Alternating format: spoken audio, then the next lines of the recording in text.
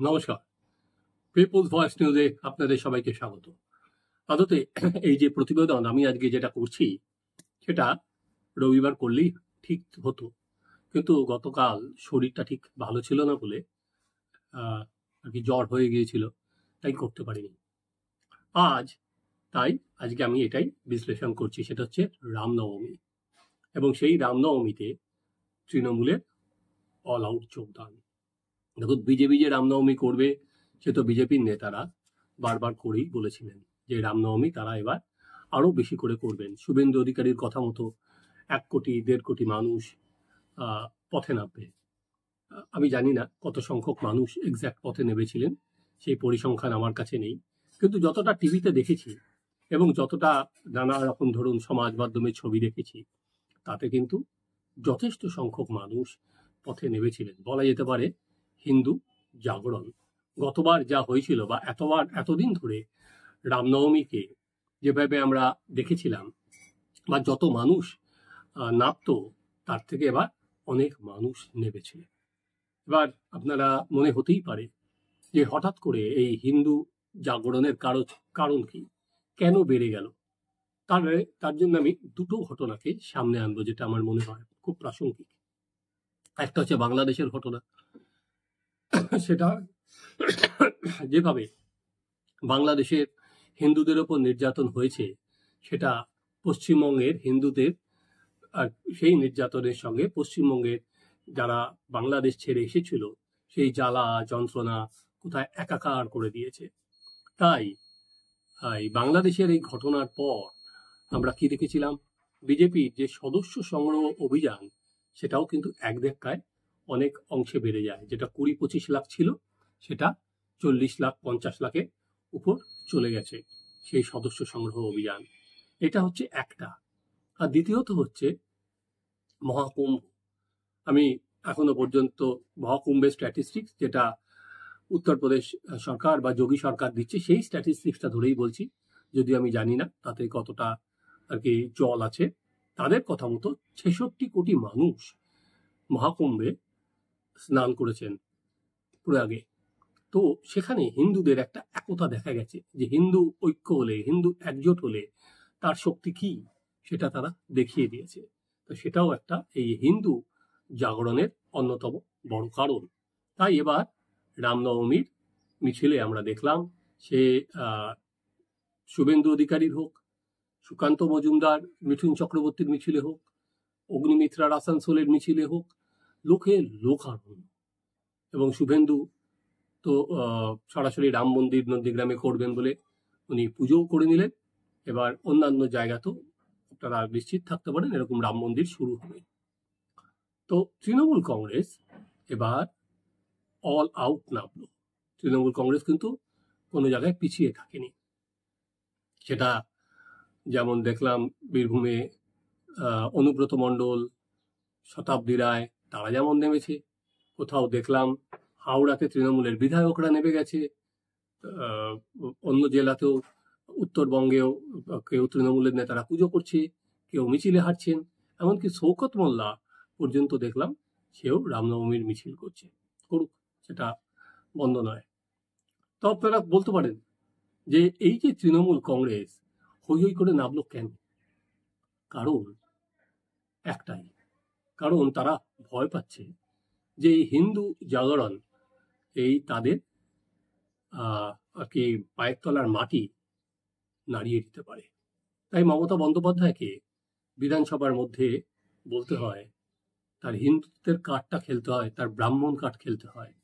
তিনি হিন্দু, আমি ব্রাহ্মণ, এবং তারপরে তিনি বলেন যে আমি আবার বাড়িতে যেদিকে শিব ঠাকুরের মন্দির আছে সেদিকে মাথা করে আমি শুই। অর্থাৎ তার থেকে হিন্দুত্বের বড়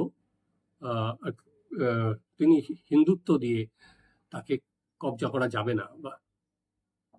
তাই এবার অল আউট নেমে গেল হচ্ছে তৃণমূল কংগ্রেস।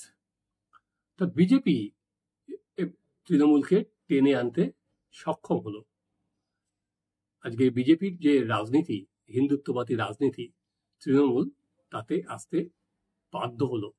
এটা কিন্তু বিজেপির লাভ অনেক বেশি।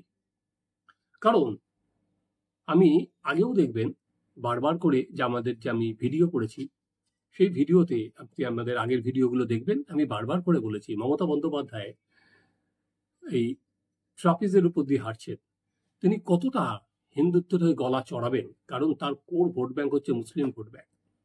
তিনি যদি বেশি হিন্দুত্বের পক্ষে গলা চড়ান, তাহলে কিন্তু তার এই মুসলিমরা চলে যাবে, যে তার আমও থাকবে না, ছালাও থাকবে না, কিছুই থাকবে না। তাই যখন এই হৈ হৈ করে সবাই পুজো করছেন, তৃণমূলের মন্ত্রীরা হৈ হৈ করে জয় শ্রীরাম বলছেন, এমনকি বিশ্ব হিন্দু পরিষদের সঙ্গেও দেখলাম তৃণমূলের বিধায়ক হাওড়াতে হাঁটছেন, সেই ক্ষেত্রে এটা বুমেরাং হয়ে যাবে না তো? আজকে এই হিন্দু জাগরণের পেছনে আমি যেমন বললাম ওই বাংলাদেশ আছে, মহাকুম্ভ আছে, তেমনি মমতা বন্দ্যোপাধ্যায়ের রাজনীতিও আছে। যে মুসলিম তোষণের যে কার্ড এই সরকার আসার পর একের পর এক খেলে চলেছে, সেখানে কিন্তু হিন্দুত্বের ভোট কনসলিডেশনে অনেক বেশি সাহায্য করেছে। আমি কেন এই বিপদ কথাটা কেন বলছি, কারণ আপনারা কিছুদিন আগে যে দিল্লির ভোট হয়ে গেল, সেই দিল্লির ভোটের দিকে নজর রাখলে বুঝতে আপনাদের সুবিধা হবে।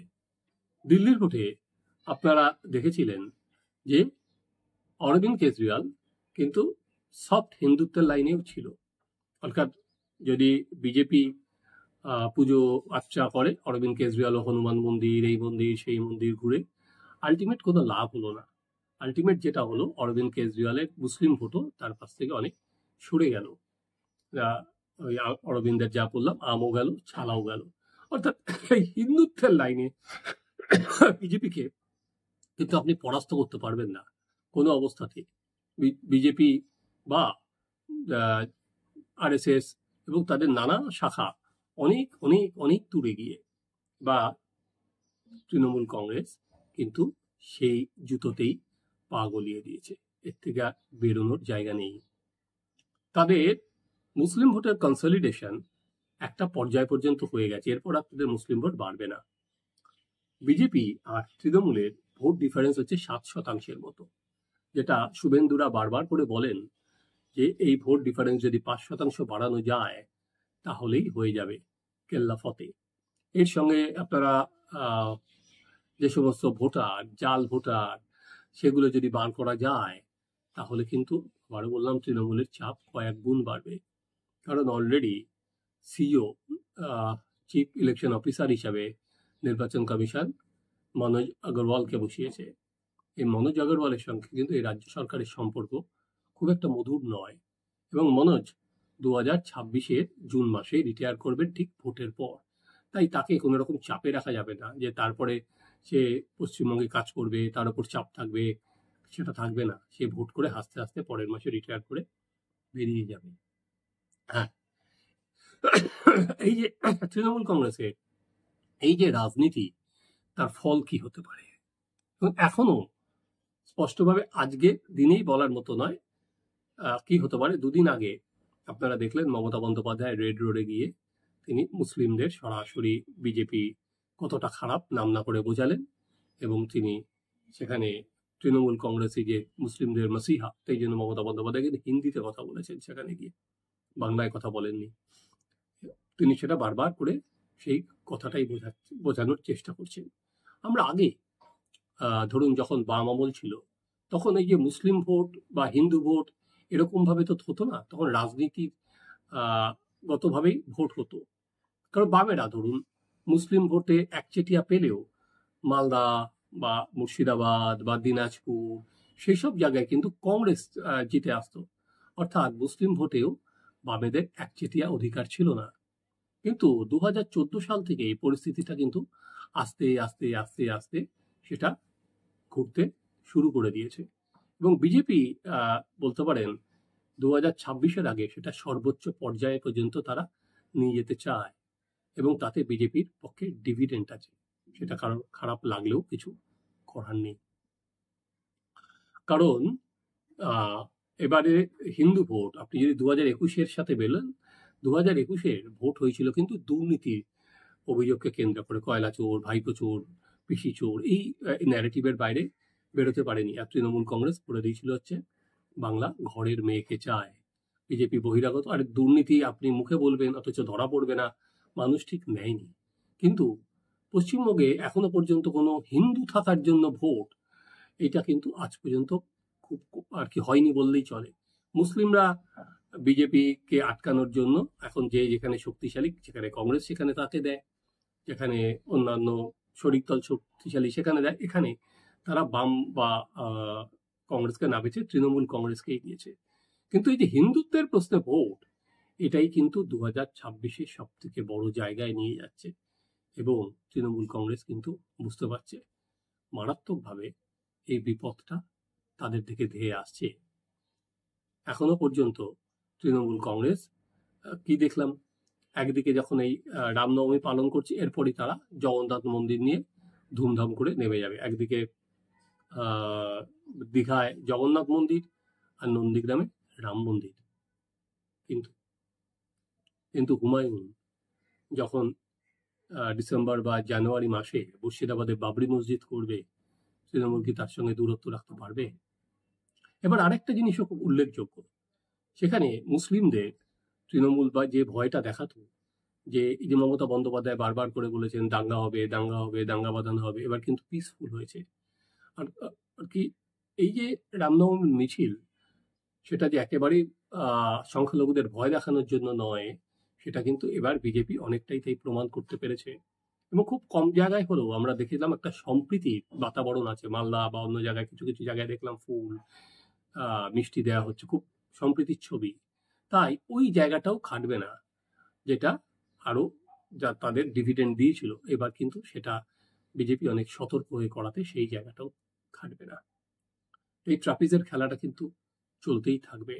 এবার এই পোলারাইজেশনে আপাতত সিপিএম যতই নেতৃত্ব চেঞ্জ হোক, পলিট ব্যুরো নতুন সদস্য আসুক, নতুন সাধারণ সম্পাদক হলো, পশ্চিমবঙ্গ থেকে অনেকে কেন্দ্রীয় কমিটি গেলেন, এই পোলারাইজেশনে সিপিএম এর যে রাজনীতি, সেটা দাঁড় করানো কিন্তু খুব কঠিন। সিপিএম এরও পরীক্ষা আগামী দিন খুব ইন্টারেস্টিং। এই ট্রাপিজের খেলায় কিভাবে নিজেদের ব্যালেন্স রাখবেন মমতা বন্দ্যোপাধ্যায়। আপনারা দেখতে থাকুন আমাদের চ্যানেল সাবস্ক্রাইব করুন, আপনাদের মতামত জানান।